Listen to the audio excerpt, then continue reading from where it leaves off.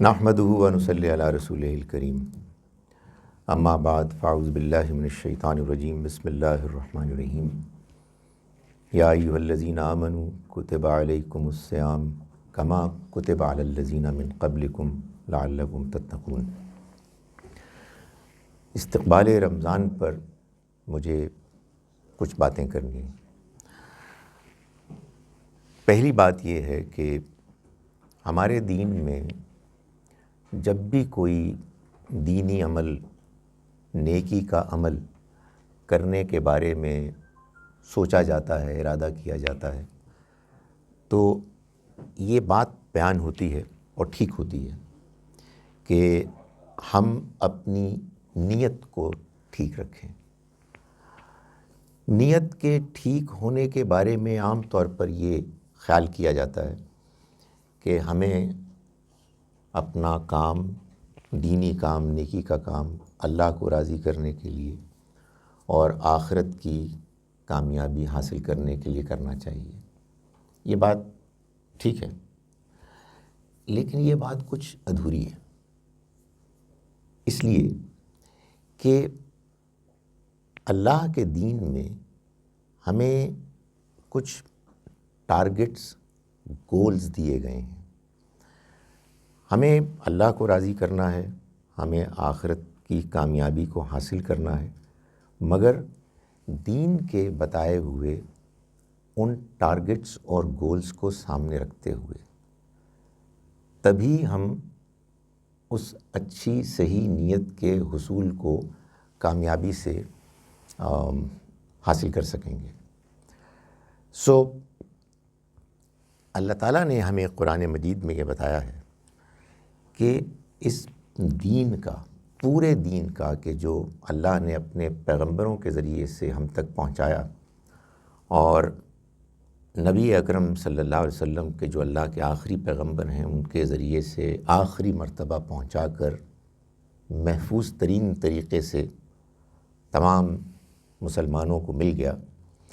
اس دین کا اصل مقصد تزکیہ نفس ہے۔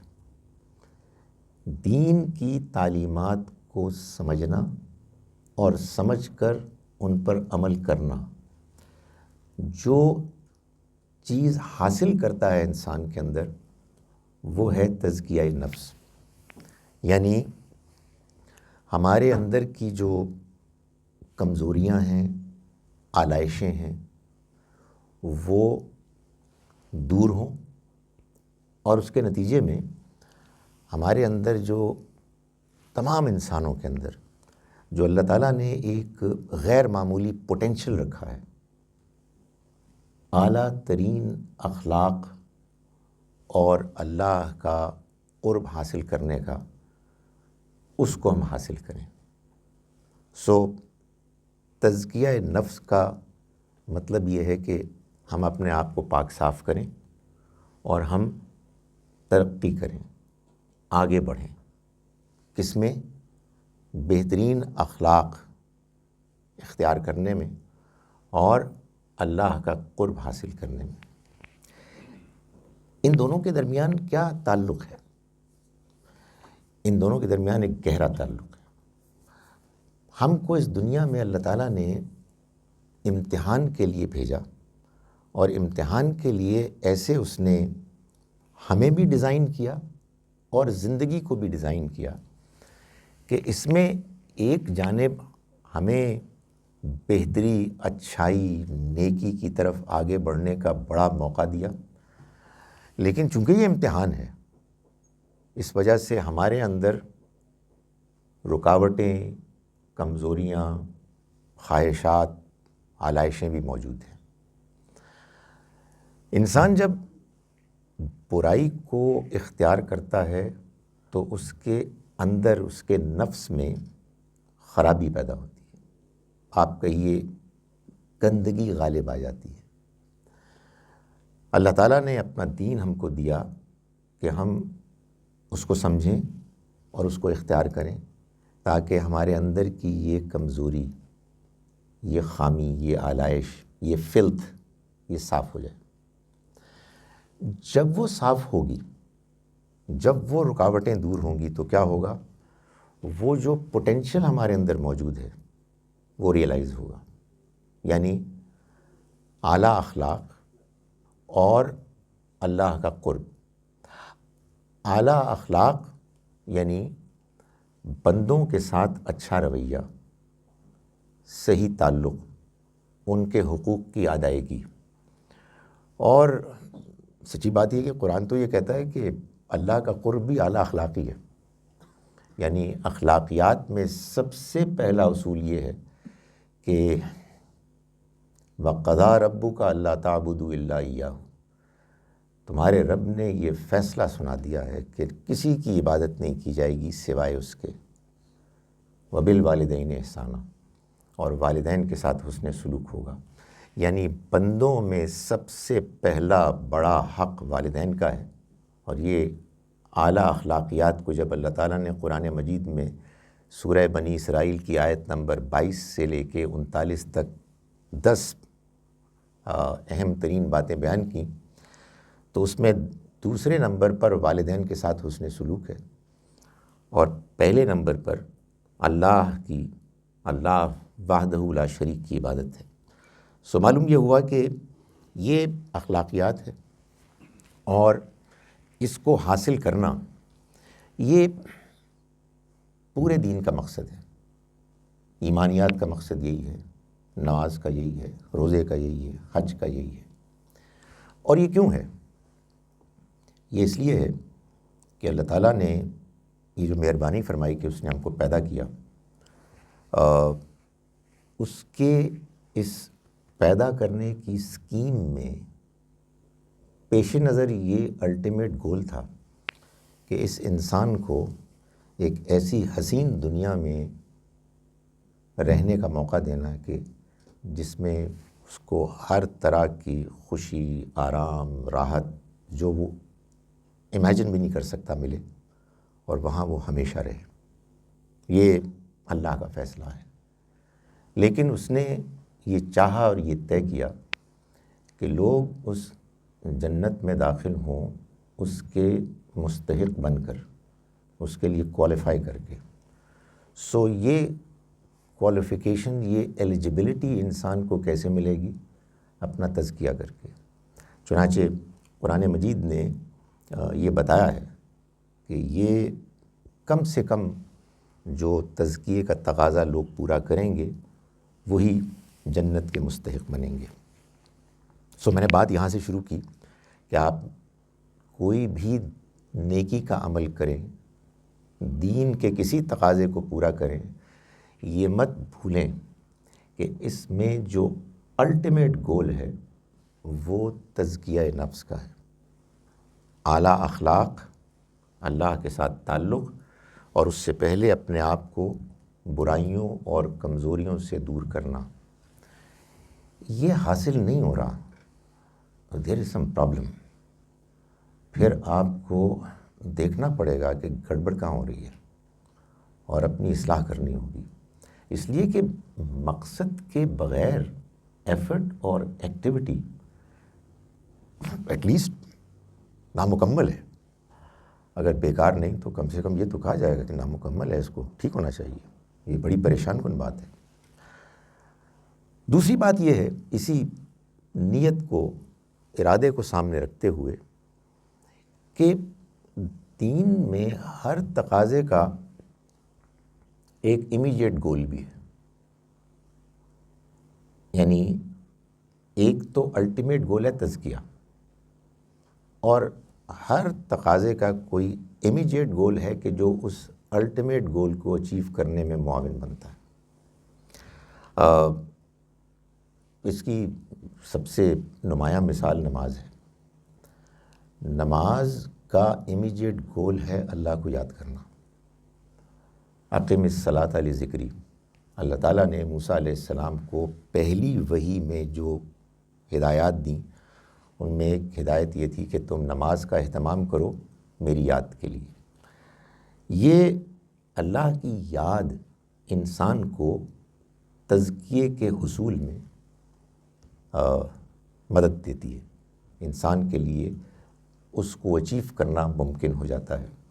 چنانچہ آپ یہ دیکھیے کہ یہ ایک قرآن مجید کا مقام ہے، ہم میں سے اکثر کو یاد ہوگا، سورۃ الاعلیٰ میں، جس میں اللہ تعالیٰ چند الفاظ میں پوری بات کو بیان کر دیتے ہیں۔ فرمایا قد افلح من تزکا وذکر اسم ربہ فصلی، فلاح پا گیا وہ جس نے اپنا تزکیہ کر لیا اور اس نے اپنے رب کے نام کو یاد کیا، چنانچہ اس نے نماز پڑھی۔ اب آپ دیکھیں کہ یہ پریزنٹیشن کی ایک خوبی ہے کہ اگر آپ اس کو ریورس آرڈر میں پڑھیں تو نماز اس نے پڑھی، کیوں؟ ذکر اسم ربی، اپنے رب کے نام کو یاد کیا، اس سے کیا ہوگا؟ تزکا، اس کا تزکیہ ہوگا، تو اس سے کیا ہوگا؟ افلاح، کامیاب ہو جائے گا۔ اور قرآن اس بارے میں بالکل واضح ہے کہ کامیابی، حقیقی کامیابی اگر کوئی ہے تو وہ صرف ایک ہے کہ انسان کو قیامت کے روز یہ خوشخبری مل جائے کہ وہ جنت میں جائے گا۔ اس کے لیے اللہ نے جنت میں داخلے کا فیصلہ کر لیا ہے۔ تو یہ میں نے تمہید اس لیے باندھی کہ ہم روزے کے بارے میں بات کر رہے ہیں، اور روزے کے بارے میں تو قرآن مجید نے بہت واضح طور پر یہ بتا دیا کہ اس کا امیجیٹ پرپز، مقصد، گول کیا ہے۔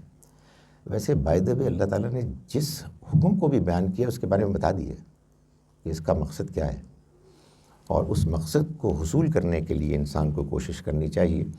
لیکن روزے کا مقصد تو رمضان ابھی آتا نہیں ہے، اور وہ آیت اتنی مرتبہ ہم سنتے ہیں کہ ہر ایک کو یاد ہو جاتا ہے، جیسا کہ میں نے آیت میں شروع میں پڑھا کہ کتب علیکم الصیام، تم پر روزے فرض کر دیے گئے، کما کتب علی الذین من قبلکم، جیسے فرض کیے گئے ان لوگوں پر کہ جو تم سے پہلے ہو گزرے۔ کیوں کیے گئے؟ لعلکم تتقون، تاکہ تم متقی بنو، تم تقوی حاصل کرو۔ تقوی پرہیزگاری، حدود آشنائی، خدا خوفی، یہ ایک ہی حقیقت کے مختلف پہلو ہیں۔ زندگی کو ایسے گزارنا کہ انسان کے اندر یہ احساس زندہ اور بیدار ہو کہ میرا رب موجود ہے، مجھے دیکھ رہا ہے، ایک دن مجھے اس کو جواب دینا ہے۔ جب یہ احساس انسان کے اندر موجود ہوگا تو انسان پھر حدود کا لحاظ رکھے گا، وہ ان حدود کو پھلانگنے، پامال کرنے سے گریز کرے گا۔ تو اللہ تعالیٰ نے روزے کو فرض کیا اس مقصد کے لیے۔ یہ کیسے ہوتا ہے؟ روزے میں ہم صبح سے لے کے شام تک بھوکے پیاسے ہوتے ہیں، تو تقویٰ کہاں سے آ گیا؟ حقیقت یہ ہے کہ یہی چیز ہے کہ جو سمجھنے کی ہے، جس پر ہمیں فوکس کرنا چاہیے، کہ جب اللہ تعالیٰ نے فرما دیا کہ اس کا مقصد تقوی کا حصول ہے، تو پھر آپ یقین جانیے کہ اس کی برکت، اس کا ثواب، اس میں جو کچھ بھی ہے وہ اسی کے حصول کی کوشش کے اندر چھپا ہوا ہے۔ چنانچہ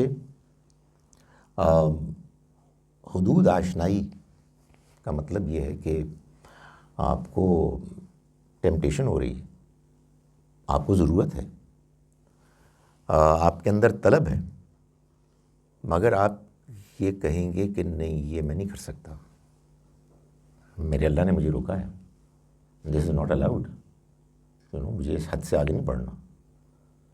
وہ چاہے فیصلے ہوں، چاہے زبان ہو، چاہے نگاہ ہو، چاہے کان ہو، چاہے قدم ہو، آئی کانٹ ڈو اٹ۔ یہ ہے حدود آشنائی۔ تو رمضان میں کیا ہوتا ہے؟ رمضان میں آپ کو پابند کر دیا جاتا ہے کہ 29-30 دن صبح سے لے کے شام تک آپ اپنی جائز ضروریات کو، حالانکہ آپ بھوکے ہوتے ہیں، آپ پیاسے ہوتے ہیں، کھانے پینے کی اشیاء موجود ہوتی ہیں، اکثر لوگ جا سکتے ہیں آسانی کے ساتھ کچن میں اور کھول سکتے ہیں دروازہ، نہیں کرتے. کیوں نہیں کرتے؟ روزہ ہے. واٹ ڈو یو مین روزہ ہے؟ اللہ کا حکم ہے. تو اسی کی ٹریننگ ہے کہ انسان اپنے آپ کو یہ کہنے یہ میں نہیں کر سکتا، اس لیے کہ اللہ کا حکم یہ ہے. اسی کو تقویٰ کہتے ہیں، اسی کو حدود آشنائی کہتے ہیں. چنانچہ نبی اکرم صلی اللہ علیہ وسلم نے فرمایا کہ جو شخص روزے کی حالت میں جھوٹ بولے یا جھوٹ پر عمل کرے، اللہ تعالیٰ کو ایسے شخص کے بھوکا پیاسا رہنے سے کوئی دلچسپی نہیں. مطلب وہ کیا کر رہا ہے؟ ایک جانب تقویٰ پیدا کرنے کی خدا تعالیٰ کی طرف سے بتائی ہوئی اسکیم، ٹریننگ پروگرام کو وہ شروع کر رہا ہے، اور دوسری جانب اسی کی خلاف ورزی کر رہا ہے. تو یہ تو بالکل ٹھیک نہیں ہے. سو یہ وہ چیز ہے کہ جس کو کہ قرآن مجید نے بیان کیا کہ اس کو ہمیں حاصل کرنا ہے اور اسے ہمیں ٹارگٹ بنانا ہے. میں لیٹ می ایڈمٹ یہ آسان نہیں ہے. روزے ہم رکھ لیتے ہیں، بھوکے پیاسے ہم ہو جاتے ہیں، لیکن یہ اسپرٹ نہیں پیدا ہوتی. میں ایڈمٹ کرتا ہوں، میں آپ لوگوں سے شیئر کرتا ہوں اپنا یہ کنسرن کہ روزے کے ذریعے سے تقویٰ اور جانور کی قربانی کے ذریعے سے قربانی، یہ جذبے کیسے پیدا ہوں. میرا خیال ہے اس پہ غور کرنا چاہیے، اس کو ڈسکس کرنا چاہیے اور اس کے بارے میں وری کرنی چاہیے. کیونکہ ہم روزے رکھتے ہیں، ہم قربانی کرتے ہیں، لیکن اس کی اسپرٹ پیدا نہیں ہوتی. سو ایٹ لیسٹ ہم کو یہ معلوم ہونا چاہیے کہ یہ مقصد ہے جس کے حصول کے لیے یہ ساری ارینجمنٹ ہوئی ہے، اور وہ مقصد اگر حاصل نہیں ہوا تو ہم نے ایک بہت بڑے امکان کو، بہت بڑی کامیابی کے راستے کو کھو دیا. سو ایک بات تو روزے کے بارے میں یہ ہے. دوسری بات جو اللہ تعالیٰ نے بیان فرمائی قرآن مجید میں وہ یہ ہے کہ یہ جو روزہ ہم رکھتے ہیں یہ کسی بھی مہینے میں رکھا جا سکتا تھا. یہ رمضان کے مہینے میں کیوں رکھا جاتا ہے؟ تو اللہ تعالیٰ نے اس کی بھی وضاحت فرمائی کہ شہر رمضان الذی انزل فیہ القرآن. رمضان کا مہینہ وہ ہے جس میں قرآن نازل ہوا. یعنی اللہ تعالیٰ نے تقویٰ پیدا کرنے کی اس غیر معمولی عبادت کو مشروع کیا کہ ہم اس کو اختیار کریں اس مہینے میں کہ جس مہینے میں ایک رات ایسی ہے جس میں کہ قرآن مجید نازل ہوا. سو رمضان کا مہینہ قرآن کا مہینہ ہے، رمضان کا مہینہ روزے کا مہینہ ہے، رمضان کا مہینہ تقوی کا مہینہ ہے. اس میں بات تو مکمل ہو گئی تھی کہ ٹھیک ہے قرآن مجید نازل ہوا، لیکن اللہ تعالیٰ نے اس سے آگے ایک بات بیان فرمائی اور وہ بڑی اہم ہے، اور وہ یہ ہے کہ تمہیں معلوم ہے کہ قرآن کیا ہے؟ ہدی للناس وبینات من الہدی والفرقان. 3 باتیں بتائیں قرآن کے بارے میں. ایک یہ کہ یہ انسانوں کے لیے ہدایت ہے. اس کا کیا مطلب ہے؟ اس کے مطلب کو بیان کرنے کے لیے میں نے پچھلی مرتبہ آپ کے اس شہر میں تقریر فرمائی تھی. میں نے جو بات بیان کی تھی وہ یہ تھی کہ دین کا مقصد کیا ہے. دین کا مقصد یہ ہے کہ دنیا اندھیری ہے، دنیا ایک پزل ہے، دنیا ایک معمہ ہے، دنیا نہیں سمجھ میں آتی. اللہ نے اس معمے کو حل کرنے کے لیے، اس سوال کے جواب دینے کے لیے کہ یہ کیا گورکھ دھندا ہے، اپنا پیغام نازل کیا. دوسرے الفاظ میں انسان کو ہدایت کی ضرورت تھی، اللہ تعالیٰ نے وہ ہدایت نازل کی. وہ ہدایت کیا ہے؟ وہ ہدایت یہ قرآن ہے. سو یہ ہدی للناس ہے. تمام انسانوں کے لیے. یہ میں اپنے مسلمان بہن بھائیوں کو خاص طور پر توجہ دلاتا ہوں، صرف آپ کے لیے نہیں ہے بھائی، سارے انسانوں کے لیے، ہدی للناس. دوسری بات اگین میں سمجھنے سمجھانے کے لیے کہہ رہا ہوں کہ کافی تھی بات بتانی، اس دوسری بات کی کیا ضرورت تھی؟ وَبَيِّنَاتٍ مِّنَ الْهُدَىٰ، اور معلوم ہے یہ ہدایت واضح ہے. نہ یہ پروپیگنڈا کرو، نہ اس پروپیگنڈے کا حصہ بنو. قرآن کلیئر نہیں ہے، یہ سمجھ میں نہیں آتا. خدا تعالیٰ فرما رہی یہ واضح رہنمائی ہے. جس کو ہدایت چاہیے ہے قرآن کو پڑھے، سمجھ کے پڑھے. یہ قرآن کو نازل کرنے والے کا فیصلہ ہے، یہ اس کا وعدہ ہے کہ یہ واضح ہے، بینات ہے.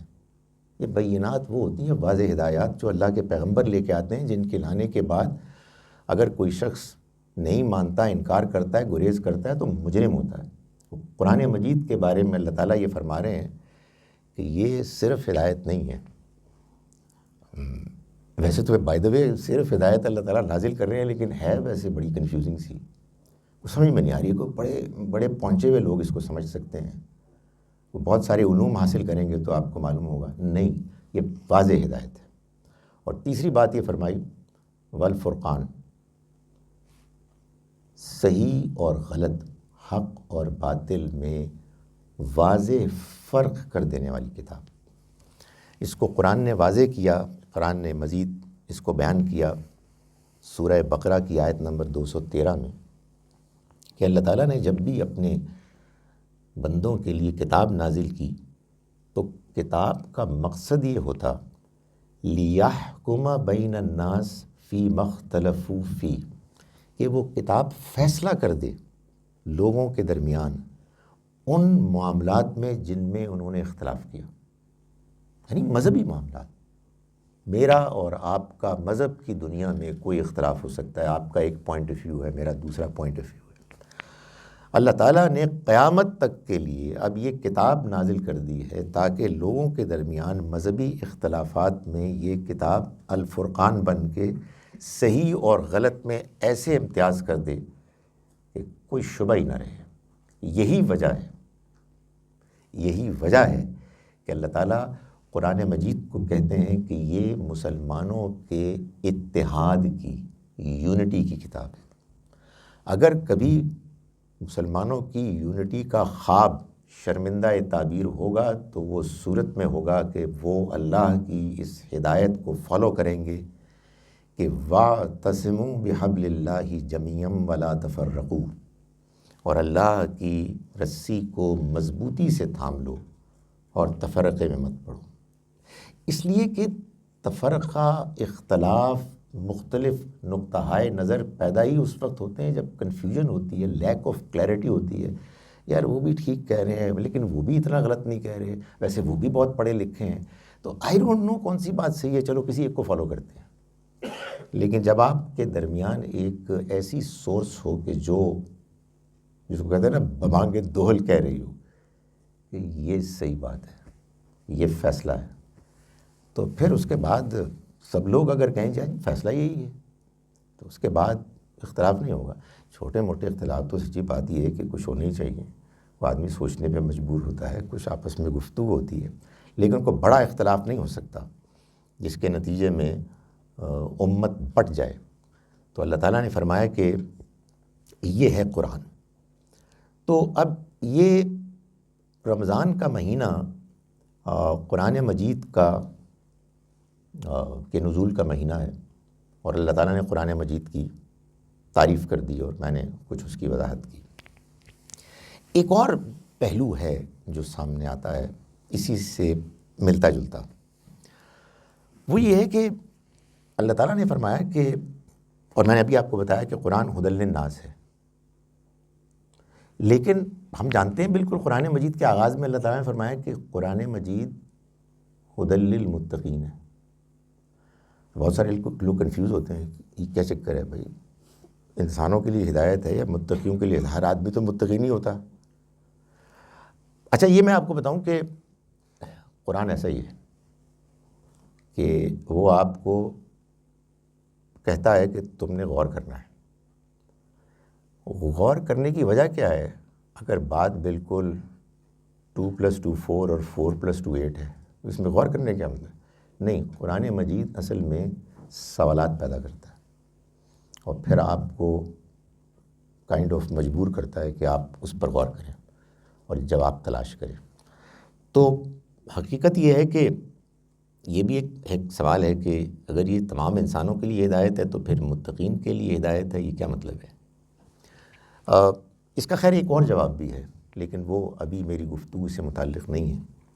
اس کا ایک جواب یہ ہے کہ قرآن مجید ہی سے یہ معلوم ہوتا ہے کہ اللہ تعالیٰ نے ہر انسان کے لیے اس کی پیدائش میں، اس کی شخصیت کے ڈیزائن میں یہ فیصلہ کیا کہ فَأَلْهَمَهَا فُجُورَهَا وَتَقْوَاهَا. اس نے ہر انسان کے اندر اس کا فجور، بدی، برائی اور اس کا تقوی، نیکی، یہ ودیت کر دی.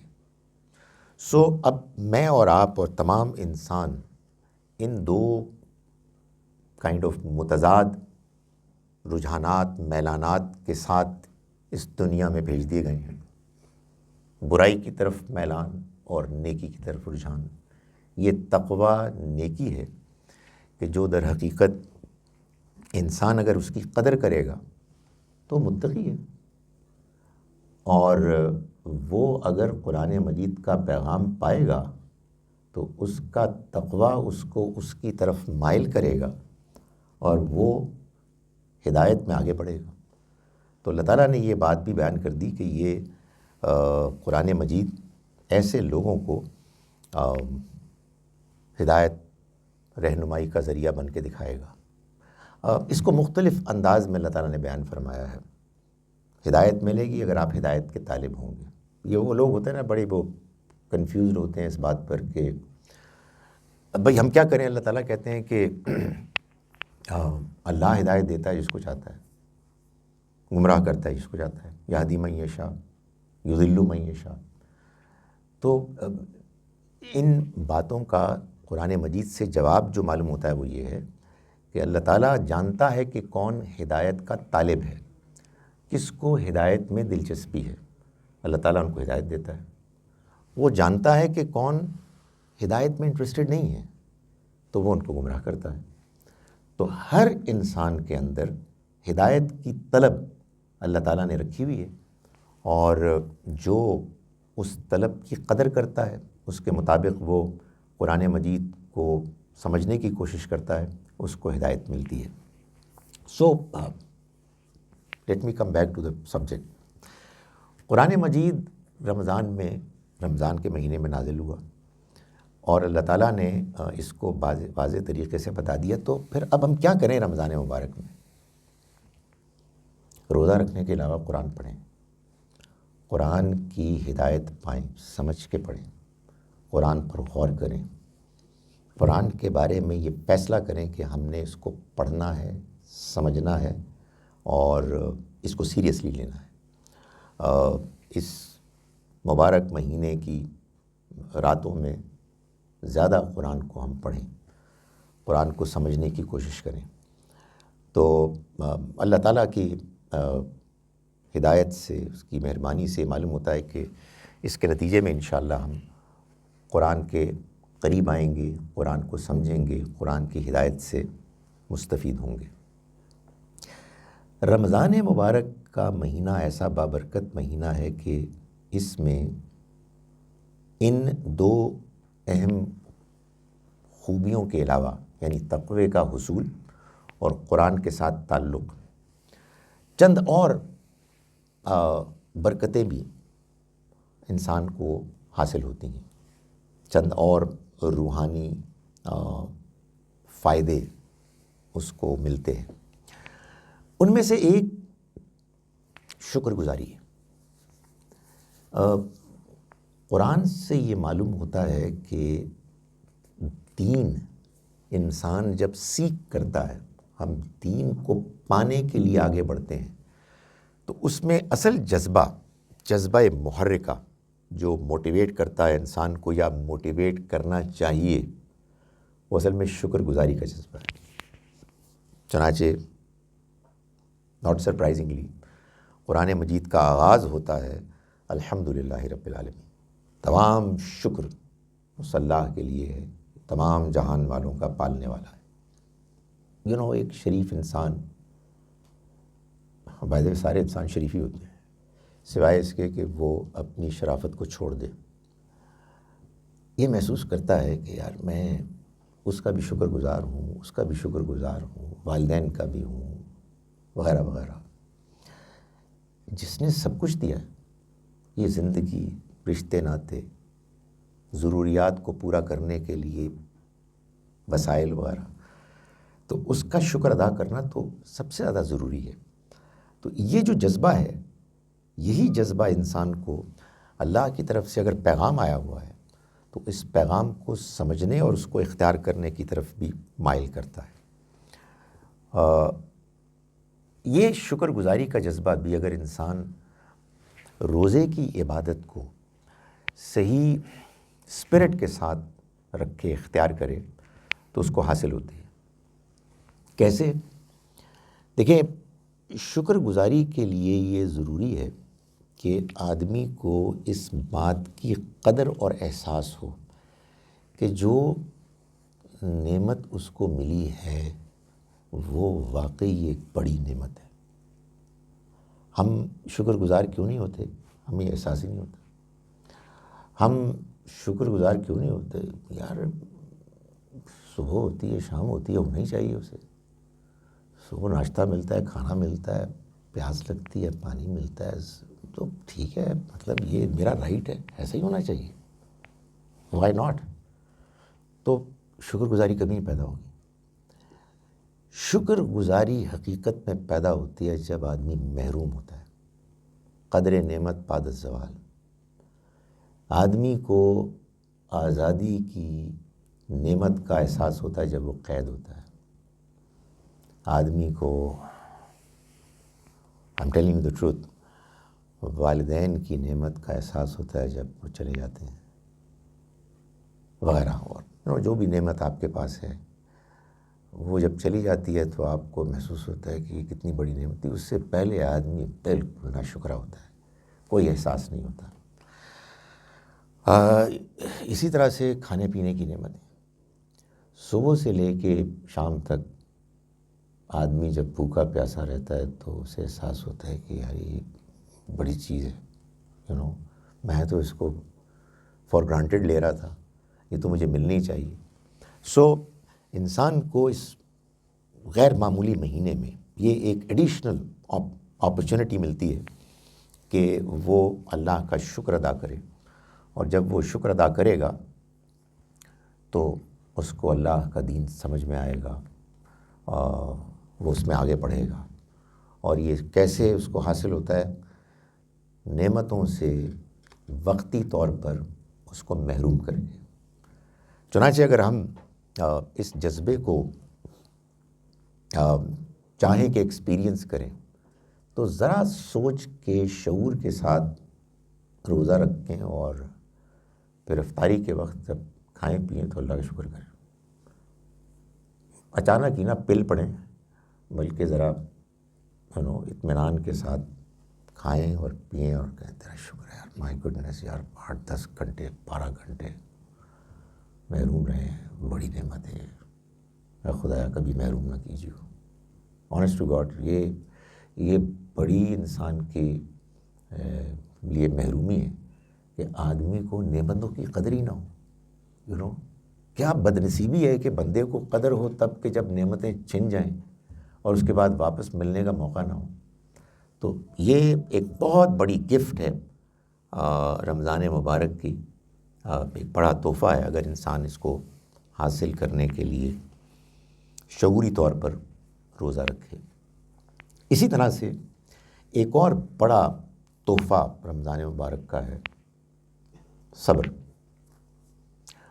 قرآن مجید سے معلوم ہوتا ہے کہ دنیا کی زندگی کا امتحان اصل میں ہے ہی دو گنا، یا یہ صبر کا امتحان ہے یا یہ شکر کا امتحان ہے. بعض لوگوں کو صبر کا امتحان زیادہ لاحق ہوتا ہے، بعض لوگوں کو شکر کا امتحان ہوتا ہے. ان دونوں امتحانات پر مبنی یہ دنیا کی زندگی ہے. اور ظاہر ہے کہ رمضان میں جب آپ ذرا تکلیف جھیلتے ہیں تو اصل میں آپ اپنے آپ کو روکتے ہیں. صبر اصل میں کیا ہے؟ اپنے آپ کو روکنا. یا تو ٹیمپٹیشنز ہوتی ہیں، لالچ ہوتی ہے، اور آپ اپنے اوپر کنٹرول کرتے ہیں اور روکتے ہیں، یا پریشانیاں تکالیف آتی ہیں اور آپ ناشکرے ہونے سے، باغی ہونے سے، اپنی زبان سے اول فول بکنے سے، اللہ کے بارے میں بد دل ہونے سے اپنے آپ کو روکتے ہیں، اپنے اصولوں پر قائم رہتے ہیں. اس کی بھی غیر معمولی ٹریننگ کا بندوبست اللہ تعالیٰ نے کیا ہے رمضان مبارک کے مہینے میں. اور اللہ تعالیٰ نے یہ بتایا ہے کہ جنت ملے گی ان کو جنہوں نے صبر کیا. سورہ الفرقان ہے 25 نمبر سورہ، اس کی آیت نمبر 75 میں 75 میں اللہ تعالیٰ فرماتے ہیں اپنے عباد الرحمن نیک بندوں کا ذکر کرنے کے بعد آخر میں، اولئک یجزون الغرفۃ بما صبروا، یہ وہ لوگ ہیں کہ جن کو اونچے اونچے محلات، بالا خانے ملیں گے اس وجہ سے کہ انہوں نے صبر کیا. یعنی اپنے اندر کے منفی رجحانات کو روکا، اور اگر کوئی ٹیمپٹیشن آئی تو اس ٹیمپٹیشن سے بچے رہے اور صحیح موقف پر قائم رہے. یہ صبر ہے، اور یہ بھی آپ کو رمضان کے مہینے میں اپنے اندر پیدا کرنے کا موقع ملتا ہے. کیا بد نصیبی ہے کہ آپ نے روزہ رکھا ہوا ہے اور افطاری کے لیے آپ جا رہے ہیں، کسی کے سر پہ احسان نہیں کر رہے، کوئی ٹریفک کچھ تھوڑی سی لمبی ہو گئی تو برا بھلا کہنا ایک دوسرے کو شروع کر دیا، چیخنا شروع کر دیا، وہ میرا روزہ ہے. نہیں، تب یہی تو ٹریننگ ہے. آپ اپنے ساتھ کوئی کھجور وغیرہ رکھ لیں اور آرام سے صبر کے ساتھ اپنے معاملات کو انجام دیں. کتنی انفارچونیٹ بات ہے. یہی مسئلہ ہے اصل میں، کیونکہ ہم اللہ کی عبادات کو ان اسپرٹ کے ساتھ نہیں کرتے کہ جو ان کے ساتھ متعلق ہیں. تو یہ انفارچونیٹ صورتحال سامنے آتی ہے کہ ہم دیکھتے ہیں کہ غیر مسلم ڈسپلنڈ ہوتے ہیں ٹریفک میں اور معاملات میں، اور ہم انڈسپلنڈ ہوتے ہیں، بے صبرے ہوتے ہیں. کیوں؟ کیا پرابلم ہے؟ پرابلم یہ ہے کہ ہمیں جو ایکویشن بتا دی گئی ہے وہ کیا ہے، اور یہ ساری میری تقریر کا مقصد یہی ہے. ایکویشن یہ سمجھا دی گئی ہے، روزہ ثواب، نماز ثواب، حج ثواب، زکوٰۃ ثواب، جنت الحمدللہ. تو پھر صبر کیا ہوتا ہے؟ جنت انشاءاللہ مل جائے گی. نہیں، یہ دس از این انکمپلیٹ ایکویشن. یہ بات نامکمل ہے. یقیناً نماز ثواب ہے، لیکن درمیان میں نماز کا مقصد حاصل ہوگا تب، اللہ کو یاد کریں گے تب. روزہ ثواب ہے، بہت ثواب ہے، لیکن کب؟ جب آپ تقویٰ پیدا کریں گے، اس کے لیے کریں گے. یہ تو کوئی بات ہی نہ ہوئی یار کہ آپ روزہ رکھ رہے ہیں اور روزے کے ساری اسپرٹ کی خلاف ورزی کر رہے ہیں اور امید یہ رکھ رہے ہیں کہ آپ کو ثواب ملے گا. ظاہر میں کون ہوتا ہوں؟ اللہ تعالیٰ فیصلہ کرے گا کہ ملے گا کہ نہیں ملے گا. بٹ میں جو بات کہنے کی کوشش کر رہا ہوں وہ یہ ہے کہ یہ اس عبادت کا ایک تقاضا ہے کہ ہم اپنے اندر وہ تحمل اور وہ برداشت پیدا کریں کہ جو اس عظیم عبادت میں ایک اہم ایکسپیکٹیشن ہے. اس کے بعد ایک اور بڑی نعمت رمضان مبارک سے متعلق ہے، اور وہ ہے انفاق کی جانب میلان. انفاق یعنی اللہ کی راہ میں خرچ کرنا. اللہ کی راہ میں خرچ کرنا کیوں بلا؟ اس لیے کہ اللہ تعالیٰ نے اس دنیا کی زندگی کو ایسے ڈیزائن کیا ہے کہ اس نے بعضوں کو زیادہ دیا ہے، بعضوں کو کم دیا ہے. اس کے وسائل میں کوئی کمی نہیں ہے. وہ چاہتا تو سب انسانوں کو اتنا دیتا کہ کسی کی کوئی ضرورت نہ ہوتی، مگر اس نے ایسا نہیں کیا. کیوں نہیں کیا؟ اس لیے کہ زندگی امتحان کے طور پر اس کو ڈیزائن کرنی تھی. کچھ کو زیادہ ملے گا، کچھ کو کم ملے گا، اور وہ یہ دیکھے گا کہ جن کو کم ملا ہے کیا وہ صبر کرتے ہیں، قائم رہتے ہیں اپنے اصولوں پر، اللہ کو یاد کرتے ہیں یا نہیں کرتے. جن کو زیادہ ملا ہے ان کو دیکھے گا کہ کیا وہ اللہ کا شکر کرتے ہیں، اور شکر گزاری کے تقاضے کے تحت وہ ان بندوں کو جن کو اللہ کے ڈیزائن کے مطابق کم ملا ہے ان کے ساتھ شیئر کرتے ہیں یا نہیں کرتے. تو یہ جو انفاق ہے، دوسروں پر خرچ کرنا، یہ ہمارے دین میں نماز کے بعد زکوٰۃ دوسرا اہم ترین حکم ہے. یہ دے دیتے ہیں ہم بعض اوقات، زکوٰۃ دے دیتے ہیں جب اس کی وقت آتا ہے، مگر اس کا صحیح جذبہ کیا ہے؟ ظاہر ہے اللہ کی رضا، مگر ایک اور چیز ہے انسانی ہمدردی، احساس کہ یار محروم ہے، سفر کر رہا ہے. یہ احساس کیسے پیدا ہوتا ہے؟ میں آپ کو بتاؤں، دوسرے کے ساتھ ہمدردی کا احساس آدمی کو جینوئن پیدا ہوتا ہے جب آدمی کے اندر ایمپتھی پیدا ہوتی ہے، جب آدمی اپنے آپ کو دوسرے کی پوزیشن میں رکھ کے سوچتا ہے. بہت سے میں نے لوگ دیکھے ہیں جو دنیا میں غیر معمولی نیکی کا کام ایک خاص شعبے میں کر رہے ہیں، اس لیے کہ وہ خود اس شعبے میں انہوں نے سفر کیا.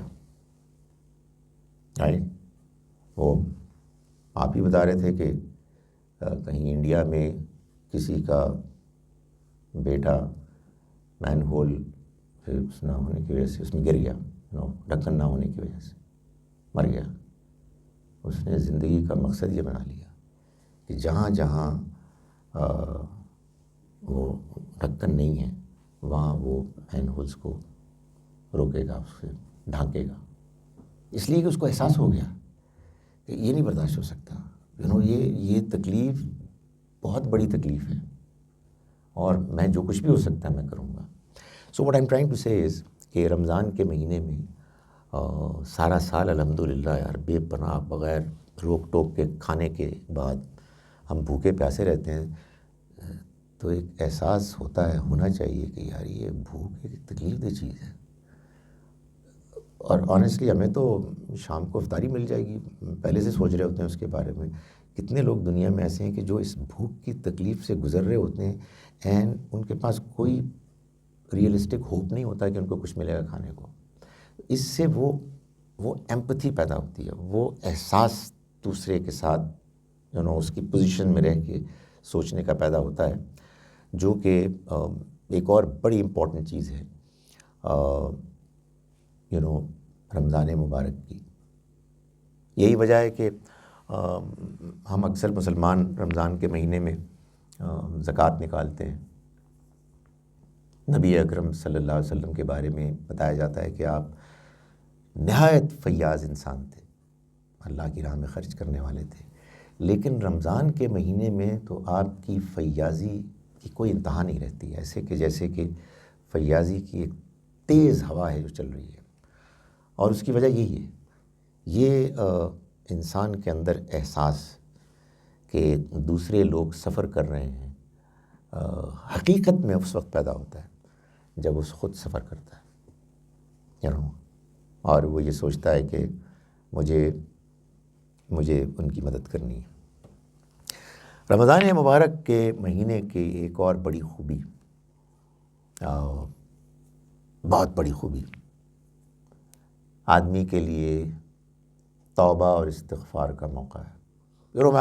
آپ اپنے دین پر غور کریں تو ہر انسان، ہر مسلمان کے لیے دو نہایت اہم اللہ کی مہربانیاں ہیں کہ جو انسان کو اللہ سے معافی مانگنے، گناہوں کو دھونے کا ذریعہ بن سکتی ہیں. ایک آپ سوچئے روزانہ کی 5 وقت کی نماز.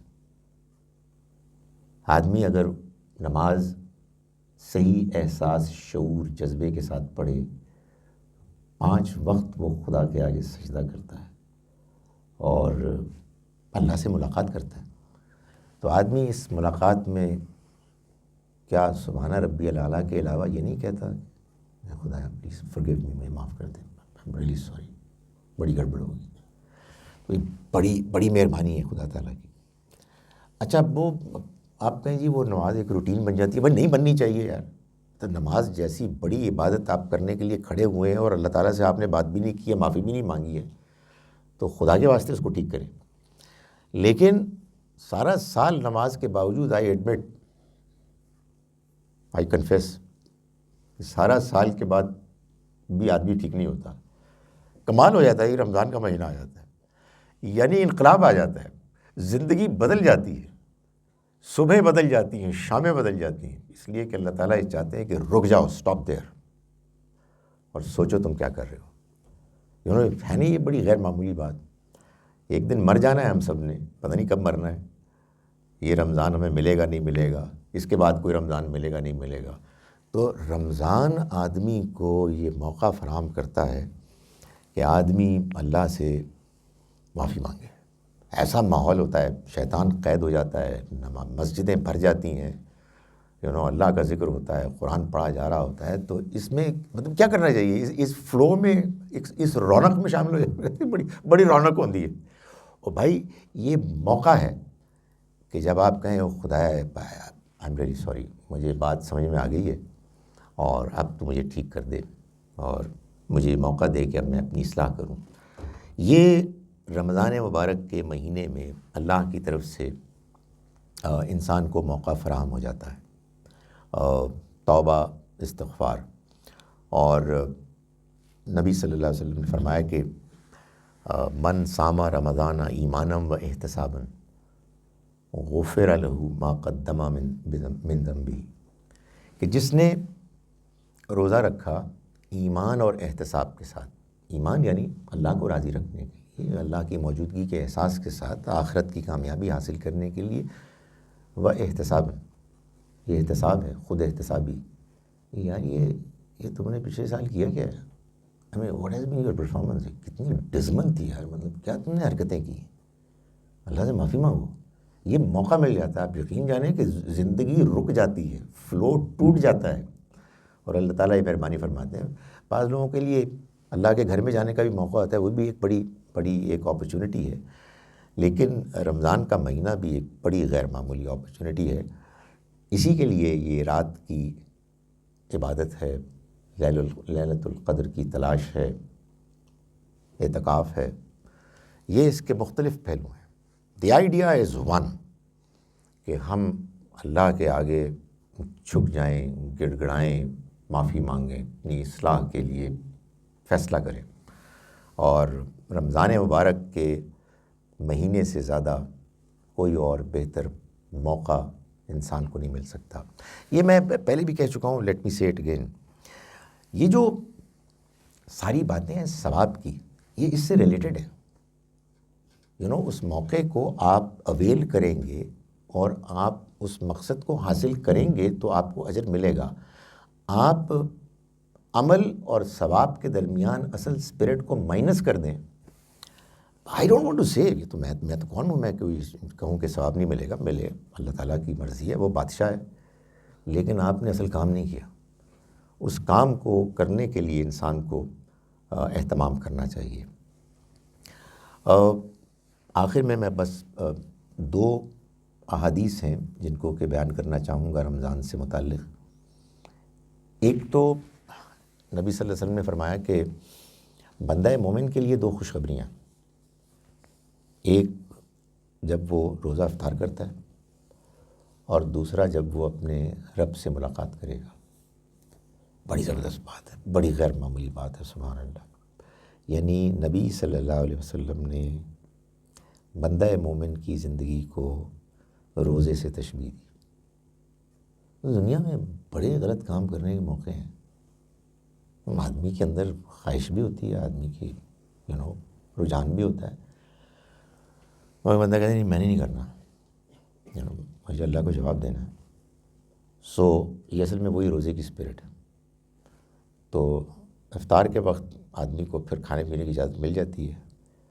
مرنے کے بعد انشاءاللہ ٹھیک ہو جائے گا سب کچھ. ادھر نہیں کرنا.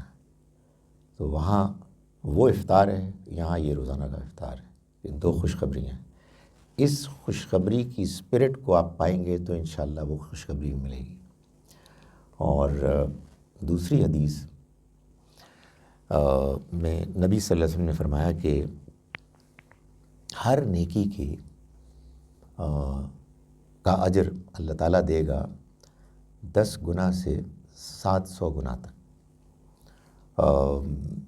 یہ ڈیپینڈ کرتا ہے کہ آپ کتنے خلوص کے ساتھ کرتے ہیں نیکی، آپ کتنی قربانی دیتے ہیں، آپ کے اندر کتنا جذبہ ہے، وغیرہ وغیرہ۔ اور یہ میں کہتا ہوں کہ قرآن حدیث کا اگر کبھی ریلیشن شپ سمجھنا ہو نا، تو یہ حدیث اس میں ایک بڑا غیر معمولی اس کی مثال ہے۔ یعنی حدیث کو ظاہر قرآن کی روشنی میں ہی سمجھا جائے گا، اور وہ قرآن کو ایکسپلین کرے گی۔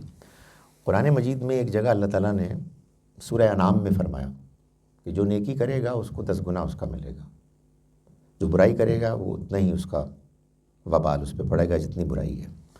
اور ایک جگہ فرمایا کہ اللہ کی راہ میں جو خرچ کرے گا اس کی مثال ایسے جیسے کہ ایک دانہ جس سے پھوٹے 7 بالیاں، ہر بالی میں 100 دانے، 700۔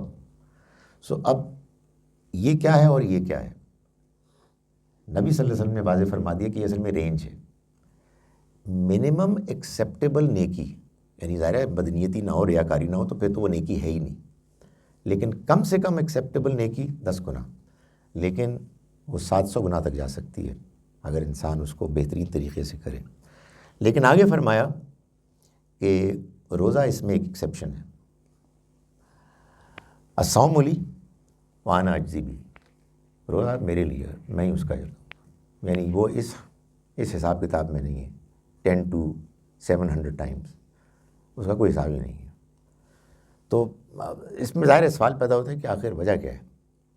اس کی جو وجہ معلوم ہوتی ہے وہ یہ ہے کہ ہر نیکی، ہر عبادت، اصل میں اس میں ہماری کوئی اپنی ضرورت پوری ہو رہی ہوتی ہے، اچھی ضرورت، مطلب بندے کو اپنے اللہ کو یاد کرنا ہے بھائی، اس کا شکر ادا کرنا ہے۔ تو نماز انسان کی اس ضرورت کو پورا کرتی ہے۔ مجھے اپنے غریب بہن بھائیوں کی مدد کرنی ہے، میں کیسے کروں، کتنا کروں، کیا منیمم ہے؟ یہ زکوٰۃ ہے، یہ میری ضرورت ہے۔ اللہ سے ملاقات، اس کے گھر میں جا کے روحانی ملاقات کا کس کو شوق نہیں ہو سکتا؟ یہ میری ضرورت ہے۔ روزے میں میری کوئی ضرورت نہیں پوری ہوتی ہے، وہ تو ہم اپنی ضرورتوں کو قربان کر دیتے ہیں، یہ صرف اللہ کے لیے کرتے ہیں۔ ظاہر اللہ نے اس کا پھر پرپس بتایا ہے تقویٰ پیدا کرنا، لیکن بہرحال ہم نے اپنے اوپر ریسٹرکشنز ڈالتے ہیں۔ تو انسان اگر روزے کو اس صحیح اس کے جذبے کے ساتھ رکھے گا، نبھائے گا، تو انشاءاللہ اللہ تعالیٰ اس کا ایسا اجر دے گا کہ بے حد و حساب، وہ ان پیمانوں پر نہیں ناپا جائے گا کہ جو 10 سے 700 گنا تک کے ہیں، بلکہ اللہ دے گا جیسے چاہے گا۔ اللہ تعالیٰ ہمیں اس آنے والے رمضان مبارک میں صحیح جذبے کے ساتھ روزہ رکھنے کی توفیق دے، قرآن مجید کو اچھی طرح سے پڑھنے سمجھنے کی توفیق دے، اپنی عبادت اور عبادت میں توبہ اور استغفار کو صحیح انداز میں زیادہ سے زیادہ کرنے کی توفیق دے۔ اقول قولی ھذا واستغفر اللہ لی ولکم۔